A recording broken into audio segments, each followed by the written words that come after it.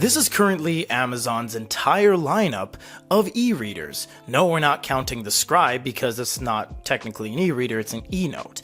So we have the Basic, the Paperwhite, and the Colorsoft, more colloquially identified as Matcha, Jade, and the Color one.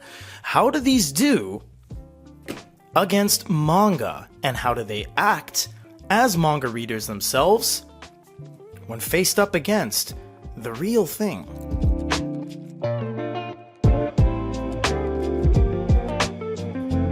This is just going to be more of a casual video because, well, we can't find this on there and that on here, and we're not going to go out and buy some manga just to match them up because they're going to be the same thing. This is a traditional size of manga when it comes to Japanese manga. Now, what do these both measure at when it comes to the diagonal measurements? Yes, and as you can see, the content goes right from the corner of the page. There are no margins, so it would safe to say to measure from corner to corner, we come in at 22.5 centimeters. Whereas if we go to the Kindle, we're coming in at only 15, call it 14, to where the actual manga is identified. So it's a pretty stark difference in size. If you were to hold this up, this is the reality of what it'll look like. You're holding this in your hand. Now, with manga, obviously it's never going to be flat because we have a bound book. As you can see here, all the pages are stuck together. So when you open it, naturally you're going to have this bulge where it's going to be very narrow here. The widest point is going to be from here to the bottom. And then it's going to be narrow again, and it's going to be shadowed. So it's more of an obvious, tangible, visceral experience that you're going to have to, you go to your favorite part of the manga and you're like, oh, cool, what's that? And you zoom in on the art kind of thing. Zoom in meaning move it closer to your face like we did in the 90s. Before this, which is funny because when people show me things sometimes, 2% of my body wants to go, oh yeah, right. But be that as it may, let us look at what the paper looks like now. So paper is obviously 0% reflectivity. It doesn't have any sort of shine whatsoever because there's no gloss to it. And as you can see, our studio lights, we do have a little bit of disruption around there on the more smoother part of the page. Now moving over to the Kindle. Now granted, for electronic advancements and solutions, this is as good as it's gonna get. Sunken screen, glow light off, black and white. Won't really get much better than that, honestly. This is tremendous.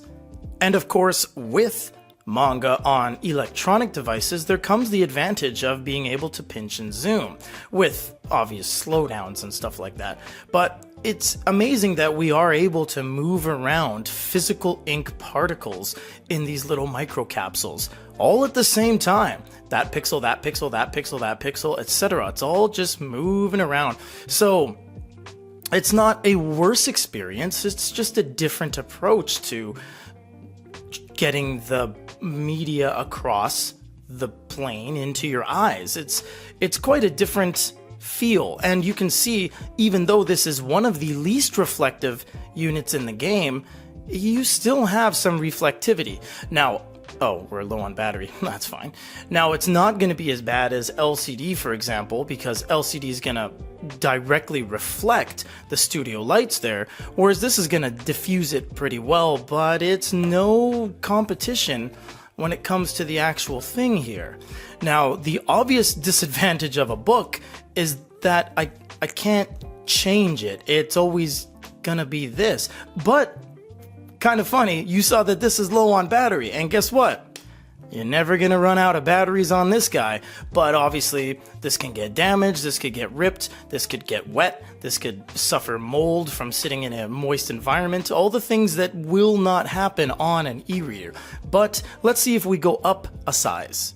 Moving from the 6-inch up to 7 inches. This being the third biggest screen size Kindle they've ever made, aside from the 10.2 Scribe and the 9.7 DX. So now we're kind of equalizing the playing field just a little bit. So let's remind ourselves, corner to corner, we have, say, 22.5 centimeters. Now, corner to corner media is approximately 17. So we're getting up there in size.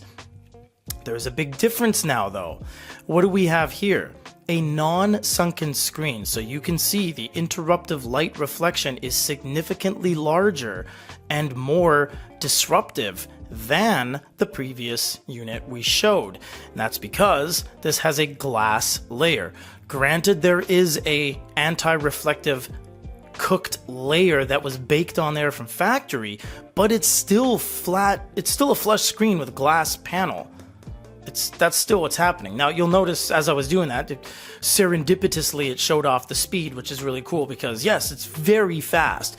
You couldn't change those pages that fast unless you're fanning them. Look at this. Let me try to do that here.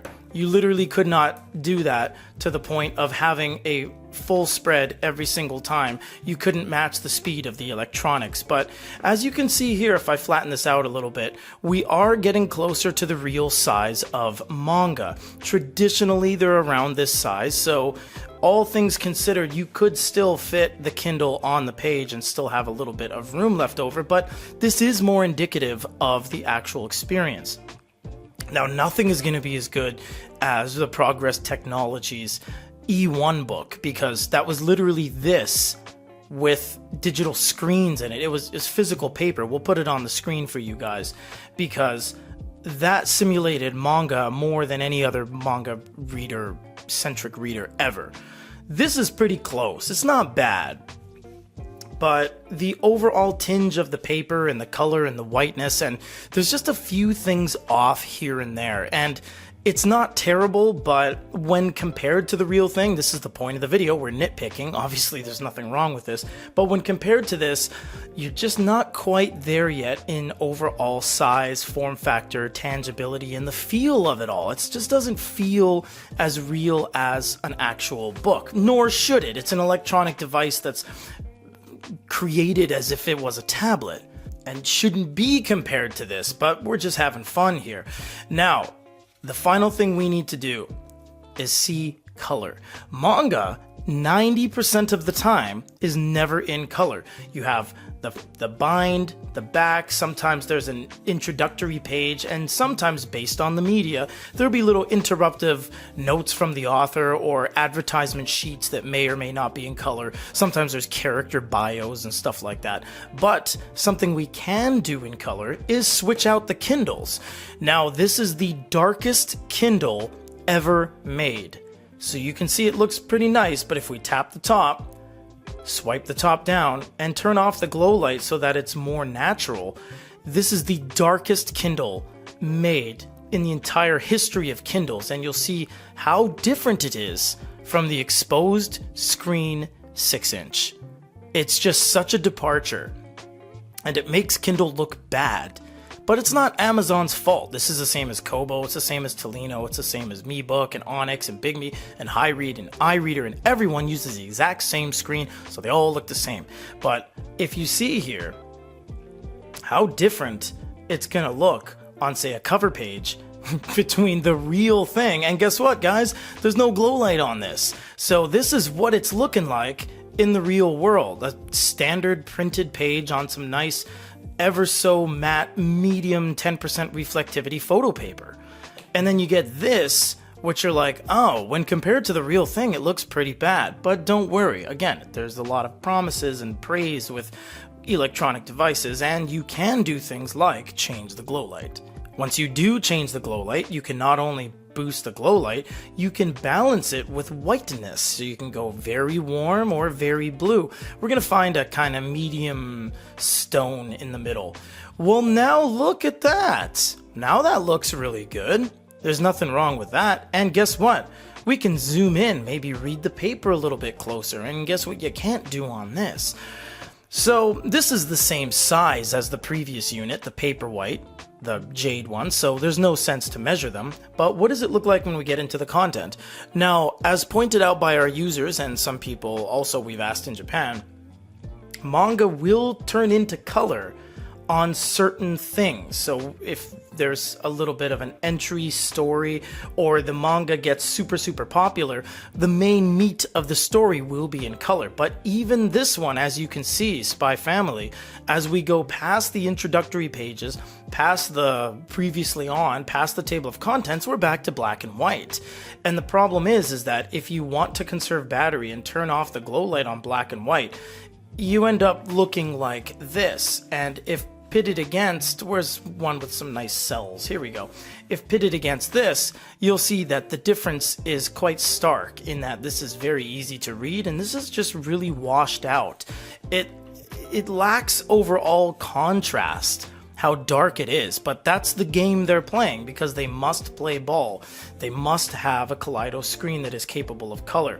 But when utilizing black and white content on a Kaleido screen, it makes very little sense. Again, you can do things like pinch and zoom. It takes time to process. You can do the fast page turn speed engine that was pulled from the manga model that was a 32 gig Japan exclusive back in the day. There's lots of benefits to the electronic nature of this. And also you can hold millions of pages of manga, tens of thousands of titles, both on your store, archived, and local storage. So obviously it has a lot more benefits space-wise than having one $5 chapter of one line of one series of one manga. I mean, this could fill a bookshelf up real quick. But if you guys were wondering, these are the core differences between the current line of all of the Kindles and an actual real manga from Japan.